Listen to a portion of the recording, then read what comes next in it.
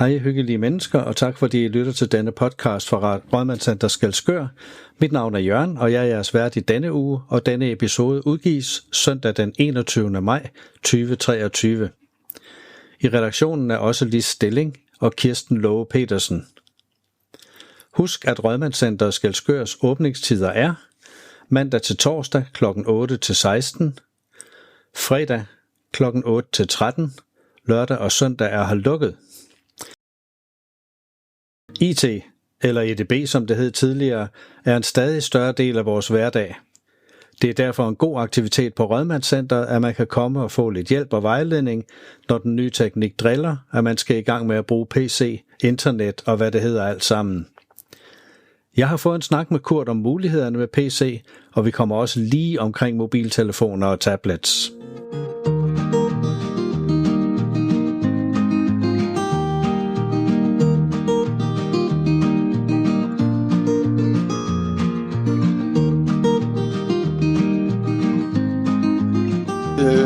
Til det der, hvor jeg kom til, det ligger helt tilbage til 2003-4 stykker, hvor vi havde nogle rum nede under.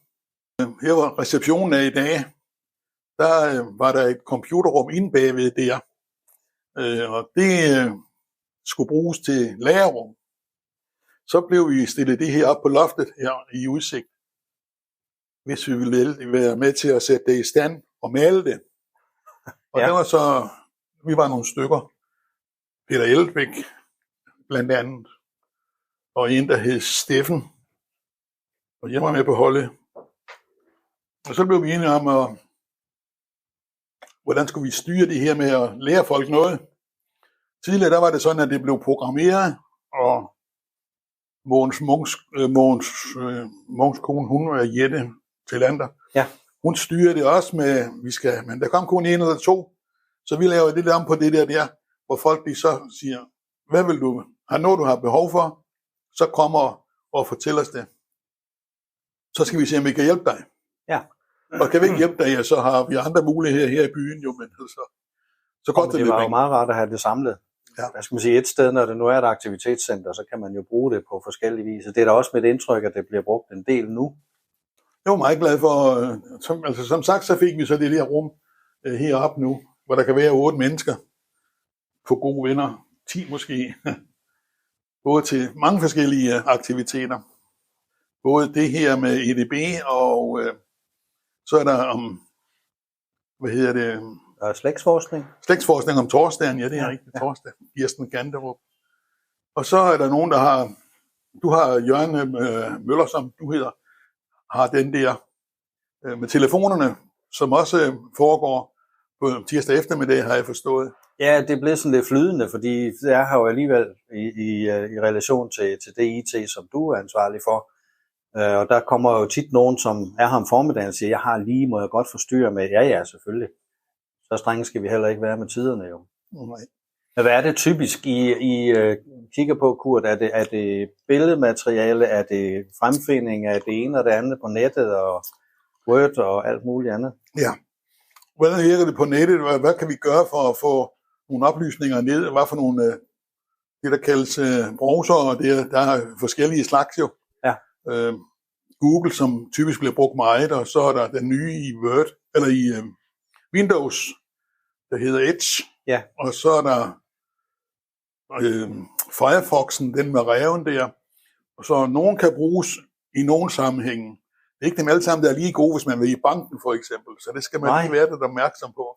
Nej, det er jo, at bankerne har det også med at udvikle til, de browser, som er mest populære. For eksempel Google's Chrome eller Microsofts Edge, og der er også Safari på Apple-maskinerne. Altså det er sådan nok de 3 største af dem, og Firefox, som du også nævner, er en vældig god browser også til rigtig mange ting. De har deres styrker og svagheder alle sammen, og det er jo heldigt, at det er muligt at komme her tirsdag formiddag og få noget hjælp til at komme i gang, om ikke andet med, hvordan gør jeg lige, hvis jeg skal finde min gamle slægtsgårds billeder, eller hvad det nu kunne være. Så er der hjælp at hente her. Ja, fordi det er jo også med Kirsten, altså vi har jo snakket om det med hende også, hun er også efterhånden god til det, hvor man kan gå ind og finde egentlig slægtsforskningsprogrammer, Og alting kan jo fås på omkring det emne på Rigsarkivet. Ja. Og der kan man få næsten alting af, hvad der er digitaliseret. Vi har arbejdet på at få gjort det færdigt med digitalisering, men der går nok et par mennesker. Det tager lidt tid, så jeg har fulgt nogle fjernsynsudsendelser, der hedder Forsvundne Arvinger blandt andet. Der snakker hun jo om, Mette Frisk, at der er 463 hyldekilometer. Og det er altså meget at digitalisere, fordi det går jo så ikke så stærkt, hvis det skal scannes det hele. Nej, det var deres. Altså, de laver det jo vigtige ting. Altså noget for eksempel en del omkring med militærtjeneste, der er det jo lægsruller blandt andet, og dem, der er egnet til det som sømænd. Ja.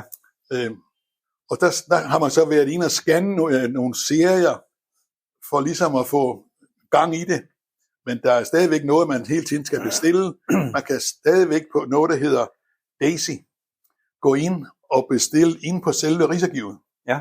Og så får man så en vide, så mange, den dato der ligger det klar til dig, fordi det først skal hentes ude på lageret, helt ude på Kaldebod Brygge. Ja, der er lang vej. Der er lang vej der, så man skal bestille det, så kommer det ind på den sorte diamant nu, hvor hele Rigsarkivet ligger nu jo sådan set. Ja. Det lå jo førhen inde i Rigsdagsgården, inde på Christiansborg, men de bygninger skulle de bruge til noget derinde, så alt det materiale, der stod der, det blev flyttet ud på Kaldebod Brygge, eller en del af det over på den sorte diamant, hvor der var plads. Ja, men det vokser jo dag for dag. Alting med arkiver og den slags ting kommer der nyt til. Og det er jo lidt det samme, der også sker med vores maskiner. De vokser jo også stille og roligt. Så snart man kigger på et eller andet på nettet, så bliver der jo lagt spor på ens harddisk. Så snart man arbejder med et eller andet dokument, jamen, så bliver der brugt lidt plads på den maskine, man nu har. Og der kunne man komme hen og sige, på et tidspunkt, så skal der jo ryddes op. Det har du også gode råd til. Ja, fordi man laver mange ting, der man kan få på nettet. Det er jo så ganske enkelt. Bare gå ind og sige download og download. Og så bliver det downloadet. Der går nogle programmer lidt længere om det end nogle andre. Nogle er ikke mere så gode til det, de ting at sortere, hvor man siger med lidt kritisk mine, det er altså ikke behov for. Men det kunne være meget rart at have det alligevel. Ja. Og så bygger det op og tager pladsen på harddisken. Hvis så man går ind i et system på, hvor man kan se, hvad for nogle programmer ligger der på en harddisk. Ja, det er stifinder for eksempel, du tænker på. Nej, det er ikke stifinder selv. Det er inde i indstillinger, man skal, og finde nogle ting i grupper. Der er en 10-12 grupper af forskellige ting på harddisken, det er delt op. Og det er sådan set meget fint, fordi man skal hele harddisken igennem. Hvis du kun går efter at se, hvad for et program der er, som du ikke vil have, kan du gå ind og se på programmet.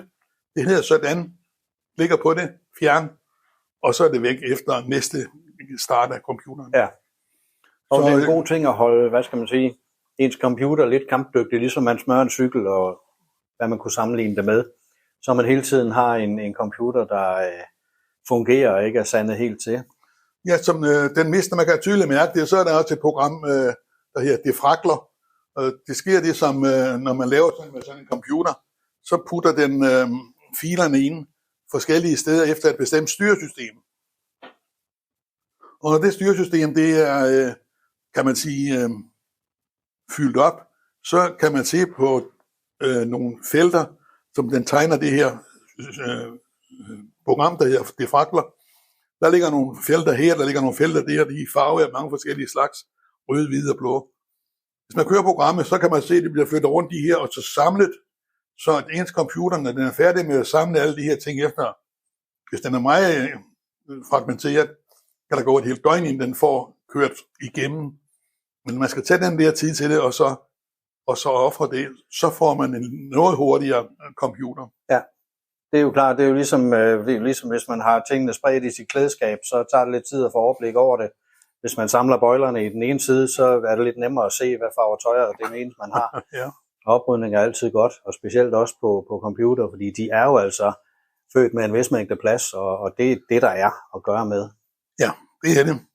Og det er jo det, som et billede for eksempel. Man kan også se, hvad kvalitet billeder filerne har. mange de har jo tendens til fotografiapparater at blive større og større, ikke?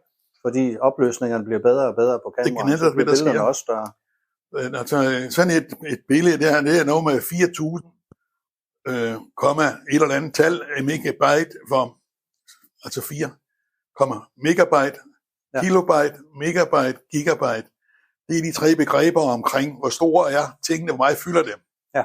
Og en harddisk, som man får, der er måske 900 gigabyte ledig plads, når man køber den, og så skal der fyldes på, Pludselig så har man brugt 500 gigabyte af de der, så er der 400 tilbage til at arbejde med. Og der skal man også huske, at selve styresystemet, som for eksempel kunne være Windows, det fylder jo også et eller andet, og det fylder altid det samme. Det gør det. Og vokser. Så, og Windows vokser, det er jo fra lige siden, da jeg begyndte i 93 med at lege med computere der, så det er nu 30 år siden, der kørte vi noget, der hed Windows 1.0. Og så var det så 3,1 var en god en. Og så DOS-systemet, ja. Og så blev det så udviklet, og så 3,11. Og så blev det det system der hedder... blev det 97, eller blev det XP først? Ja, så 97 og så 98 anden udgaven. Og XP, den lå også der imellem. Og så begyndte det så altså at udvikle sig med grafik. Ja. Hvor man begyndte med Windows med grafik til, der begyndte at komme mange ting der. Ja, det begyndte vel for alvor med Windows 7, og så 8, 10 og 11, hvad de hedder efterhånden alle sammen. Ja, det er nemlig rigtigt. Ja. Og det er så det, der sker, når man købte en computer for 10 år siden, som jeg har gjort med Windows 7. Den er så blevet opgraderet, og så det gamle Windows-system, det er bare blevet pustet lidt op og fået puttet lidt mere på. Nu står min computer så der og hakker i det, fordi det vil den gøre for mange, fordi nu vil de have Windows 11 på. Ja. Men selve computeren er ikke bygget til og kan håndtere Windows 11 med processoren. Og der kan man lave et testsystem, hvor den viser grønne hakker. Det er fint, det virker, der er plads nok endnu, Ja. Men selve processoren, den vil den sgu ikke acceptere endnu. Nej, det har sine begrænsninger. Så det er det, man kan sige, at den kan du så bruge til at spille på, og så kan man så have en maskine, som man kan arbejde på med billeder. Og billeder, det er også en meget spændende område at arbejde med. Så jeg har gået til billedundervisning hos Mogens Munk her, og han har udarbejdet faststående image viewer med et program til at behandle billeder. Ja. Som er gratis, og man kan tage ned fra nettet der. Ganske glimrende program. Ja, jo, men der er jo en hel verden, der åbner sig, og specielt også, når man måske når vores alder, der kommer lidt børnebørn og noget til, de er jo vældig meget på helt ny teknologi, og de elsker jo at tage billeder, blandt andet med deres telefoner, og sende dem til os, og så er det jo, vi skal til at forholde os til, hvad gør vi med dem, og hvordan gemmer vi dem, og alt det der. Og det er en helt fin sag, som jeg er sikker på, at når vi når frem til efteråret, så kan det være, at der dukker flere op i IT-rummet heroppe, og skal have lidt vejledning. Og det må jeg sige, det lyder som om, du har fuldstændig styr på alt, hvad der foregår Windows-mæssigt, og så må jeg jo se, om jeg kan supplere lidt med smartphone-delen af det. Ja, det er en anden det, fordi det er jo det der med den telefon der, det er jeg er ikke så skrab i. Men det er meget rart, fordi vi havde Hans Pau, som også var god til den slags ting. Ja. Han har andre gøremål, siger han, og så kommer du ind i billedet, og så tager det der over der. Ja, så vi kan hjælpe nogen med telefonerne også. Vi må jo supplere hinanden så godt vi kan. Ja, det er nemlig rigtigt. Godt, Kurt. Tak for gennemgangen, og tak for snakken. Jeg tror, vi fik sådan lidt i hovedtræk kigget på det meste af, hvad der var rigtig interessant her i rummet. Så tak for nu. Jeg vil blive gammel.